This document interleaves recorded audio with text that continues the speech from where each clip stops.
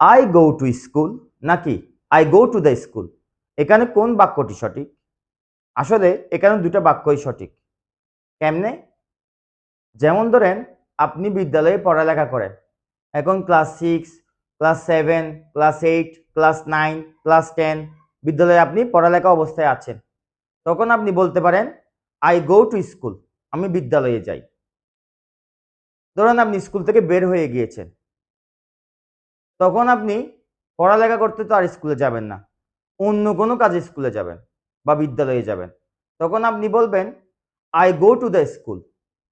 যদি বিদ্যালয়ে আমরা পড়ালেখা করার উদ্দেশ্যে যাই, তখন আমরা বলবো আই গো টু স্কুল। যদি আমরা বিদ্যালয়ে পড়ালেখা ছাড়া অন্য কোনো উদ্দেশ্যে যাই, তখন আমরা বলবো I go to the school. দেখি আপনারা বলেন, আপনি কলেজে এখন আছেন, কলেজে পড়ালেখা করেন, ইন্টার ফার্স্ট ইয়ার বা ইন্টার ইন্টার সেকেন্ড ইয়ারে। তো সেক্ষেত্রে আপনি বলছেন আমি কলেজে যাই। কলেজের বাংলা হলো মহাবিদ্যালয়। তো আমি কলেজে যাই, আপনি পড়ালেখা অবস্থায় আছেন, তখন আপনি কি বলবেন? ধরেন আপনি কলেজে পড়ালেখা শেষ করে ফেলেছেন, কলেজে অন্য কোনো কাজে যাচ্ছেন। তখন যদি বলেন আমি কলেজে যাই বা আমি মহাবিদ্যালয়ে যাই, তখন এই বাক্যটির ইংলিশ কি হবে?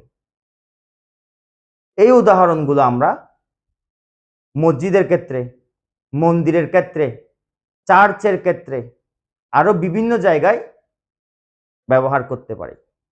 আশা করি আপনারা সবাই বুঝতে পেরেছেন। ধন্যবাদ।